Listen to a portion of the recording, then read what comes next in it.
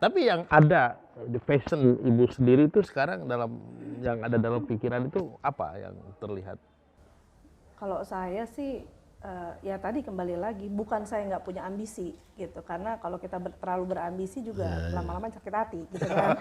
Jadi saya pikir jalanin aja, saya ikutin ikutin alurnya seperti apa gitu kan.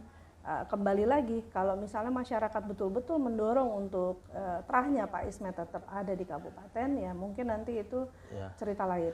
Kan peluangnya sekarang ada 3 nih ya, ada jadi anggota dewan lagi, ada bisa menjadi bupati, ada juga kemungkinan potensi calon gubernur juga kan, itu kan memungkinkan semua gitu loh. Itu di antara 3 itu mana yang kira-kira paling sreg di hati? Kalau masalah stroke sih mungkin karena secara emosional bondingnya ada di kabupaten ya.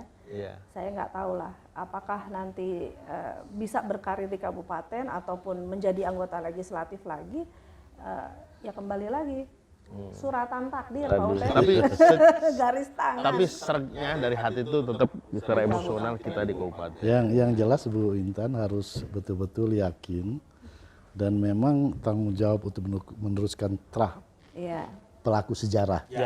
Ini betul-betul loh. Jangan sampai putus gitu. Iya, ini Pak Ismetnya adalah pelaku sejarah di Kembali nih kabupaten. saya tanya nih Pak Soleh sama Pak Uten. Saya kan kenal Pak Uten sebagai pengamat politik yang luar biasa ya untuk di Provinsi Banten. Menurut Pak Uten, kalau ya stigma dinasti itu pasti lah. Ada orang pro dan kontra ya. Masa dia lagi. Nah, menurut Pak Uten sendiri bagaimana? Terahnya Pak Ismet tuh gimana sih? Gitu. Balik nanya nih, hostnya ganti balik nanya, iya. Apa kan ya? Biar hidup. Menurut Pak Uten sama Pak Soleh? Ya menurut saya sih lebih soft ya. Artinya gini, soft itu artinya tidak banyak terdengar. Isu-isu yang kurang enak didengar ya, secara politik maupun secara bisnis gitu loh. Karena itu saya agak memberi rasa simpati ya, apresiasi kepada Ibu Intan, Jaki dan Pak Ismet itu belum terdengar ya isu-isu yang tidak mengenakan gitu. Khususnya di kabupaten ya. Kalaupun ada isu-isu itu ya anu aja. Bukan yang inilah. Lah.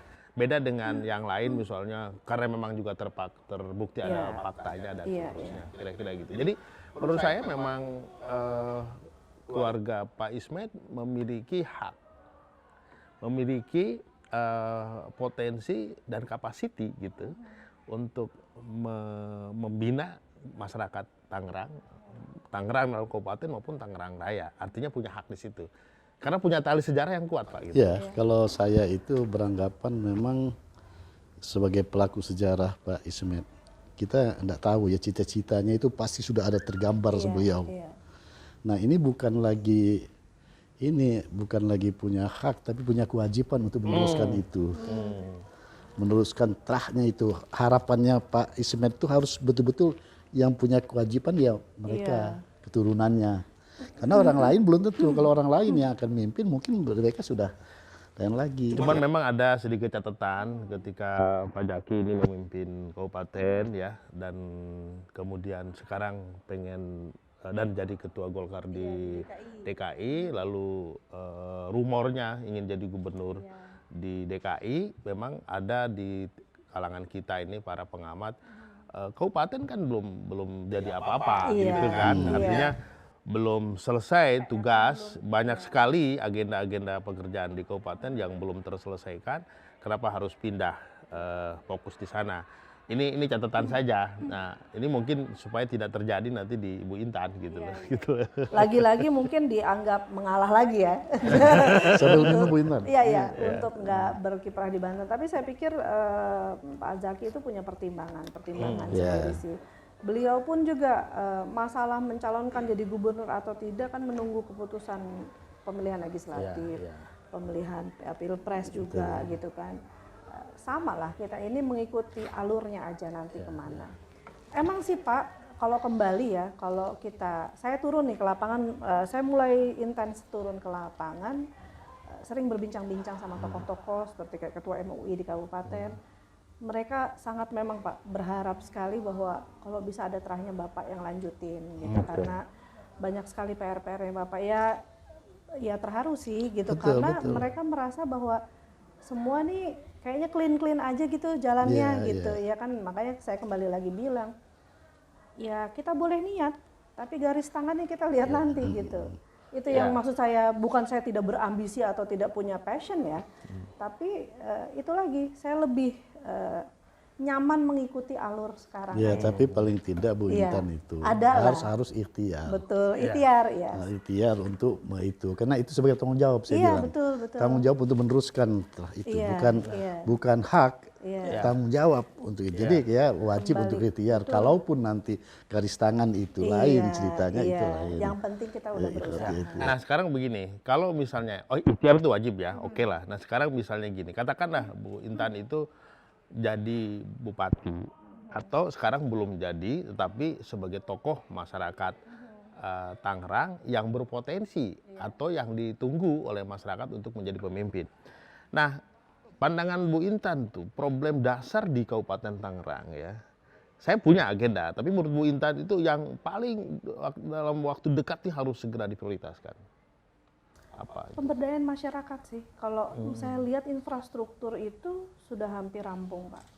Kalau saya sempat muter dari lingkar selatan, utara, jalanan itu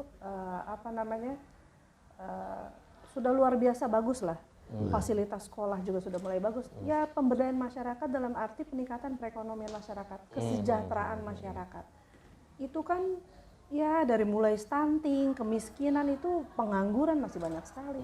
1000 industri di Kabupaten Tangerang itu kan sejak pandemi kemarin gulung tikar banyak juga, Pak. Iya, iya.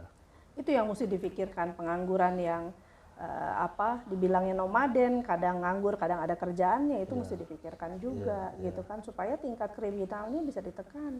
Itu sih yang saya rasa urgent untuk dibenahi, itu ya masalah kesejahteraan masyarakat.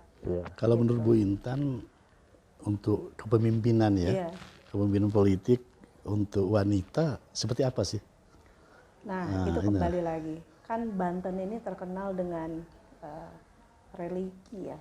Tapi kan di breakthrough sama Bu Atut yang bisa memimpin Banten sebagai perempuan. Bu Airin juga begitu. Tapi ya kembali lagi, tergantung punya kapabilitas atau tidak. Sebagai politisi perempuan itu ya, saya 10 tahun berkecimpung di politik itu sebagai ketua DPR, wakil ketua DPRD aja, pimpinan DPRD aja lumayan berat tugasnya. Apalagi menjadi kepala daerah, karena bukan cuma satu kepala yang kita pikirin kan, hampir 3 juta masyarakat kabupaten itu kita harus pikirkan. Ya tapi kan itu tantangan, Pak. Kerjaan apapun pasti ada kendalanya, pasti ada kesulitannya. Jadi politisi mau perempuan mau laki-laki tergantung kapabilitas kita, kita bisa atau enggak, dan harus bisa. Jadi bukan halangan ya feminisme itu ya? Iya, bukan halangan sebetulnya, walaupun kita harus tahu juga kodrat-kodrat perempuan itu ada batasannya, gitu ya. Makanya saya sih berharap kalaupun misalnya bisa jadi pemimpin atau kepala daerah, saya didampingi sama birokrat. Kalau bisa birokrat, karena untuk menyeimbangkan antara politisi, posisi saya politisi dan pemerintahan. Justru yang terdengar itu di birokrasi maupun di para pelaku kebijakan itu minim sekali soal pemberdayaannya. Tapi justru yang banyak dibicarakan itu pemekaran itu loh. Pemekaran Tangerang Tengah, Tangerang Utara, Tangerang Barat gitu loh. Apakah itu apa itu solusi atau memang keniscayaan pemekaran itu? Ini kenapa bisa begitu? Ini euforia sih kayaknya ya, pemekaran. Kenapa pengen dimekarkan terus ya, mungkin orang nggak tahu esensinya apa, makanya pemberdayaan masyarakat, kesejahteraan itu agak terbelakang sekali gitu loh. Terbelakang sekali. Dinas pemberdayaan perempuan, dinas sosial itu pertanian. Iya, tidak ada gebrakan yang signifikan gitu untuk masyarakat. Inilah makanya saya bilang mungkin masyarakat itu menilai tolak ukur pimpinan daerah itu berhasil atau tidaknya dari infrastruktur, Pak. Jalanan bagus, fasilitas sekolah bagus, itu tolak ukurnya masyarakat. Tapi nggak diedukasi bahwa kamu tuh bisa diberdayakan loh. apa kayak UMKM kayak sejak pandemi pemerintah daerah tuh bisa ngasih stimulan misalnya. Nah, itu mindset yang salah nggak ya. ada. Mindset yang salah kalau ukuran sebuah kesuksesan, keberhasilan sebuah kota atau kabupaten ya infrastruktur. Itu selalu saya kayak kira begitu. paradigma yang kurang tepat ya gitu. Baru memang di Kabupaten Tangerang itu banyak sekali pendatang yang memang belum terdata sebagai penduduk kabupaten. Misalnya gini Bu Intan ya, saya sering keliling ya. Saya ini orangnya sama bulu betisnya itu nggak pernah berhenti. Murang di jalan. Ya itu yang paling banyak keluhan tuh para petani kita. Ya. Dulu kalau kita ingat di zaman Orde Baru itu wilayah kabupaten itu penghasil padi terbaik. Iya. Bisa 3 kali panen Pak dalam setahun di wilayah Pantura itu. Di Mauk terutama Di Mauk gitu. Itu kedua dari Kerawang gitu. Bahkan daerah itu kemudian tidak boleh dibangun. Itu jalur hijau. Nah, sekarang saya lihat udah dipatokin semua itu. Bagaimana ini Bu Intan bisa melihat kejadian sebetulnya ya itu kembali lagi ke program pemerintah daerah ya, tata ruangnya seperti apa. Saya menyayangkan sih, dulu itu Bapak pernah bikin, bukannya perusahaan ya, tapi pemerintah daerah itu Dinas Pertanian membuat satu penggilingan padi di mana masyarakat nggak perlu mengijon untuk giling padinya, digiling di situ dan bisa dijual. Iya kan? Dengan Pak Nana waktu itu. Dan tidak berjalan Pak. Nah itu kan kembali lagi, ini Kepala Dinas sebagai kepanjangan tangan Pak Bupati ini seperti apa sih? Gitu ya kan, padahal pertanian kembali lagi di Kresek itu Pak Uten ada petani beras organik.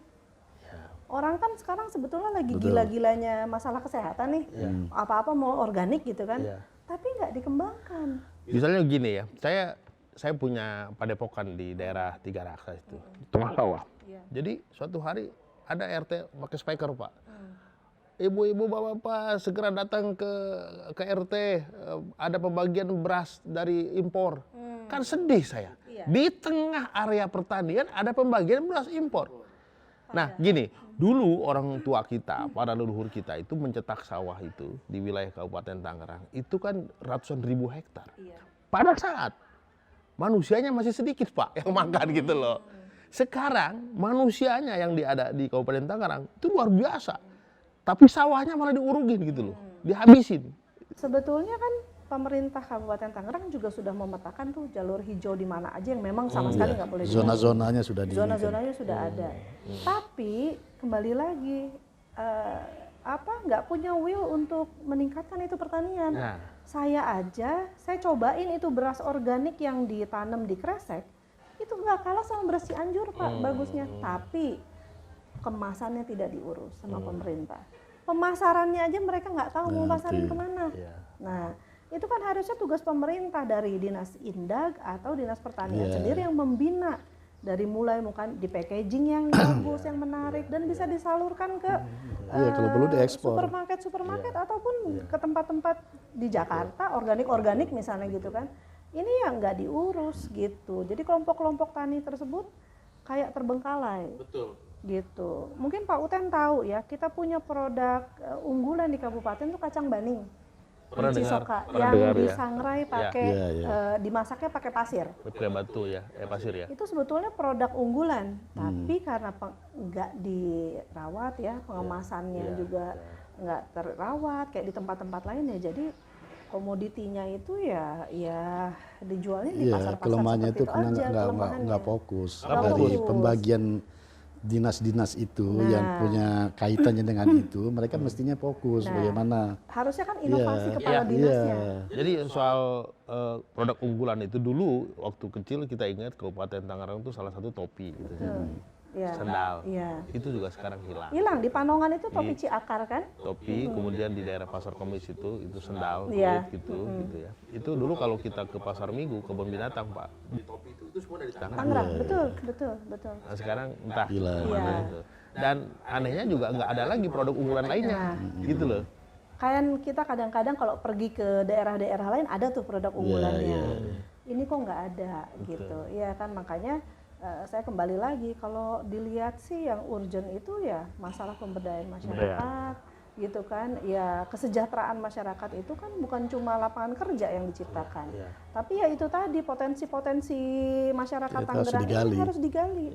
Kita punya laut, Betul. Iya kan, kita punya tambak udang, tambak bandeng, lalu pertanian itu nggak muncul. Bahkan gitu. gini Pak Soleh, itu di daerah Paku Haji dulu itu ada yang mendapat Jisamsu Award, ya, salah seorang pengusaha pengolah pengupas ini rajungan.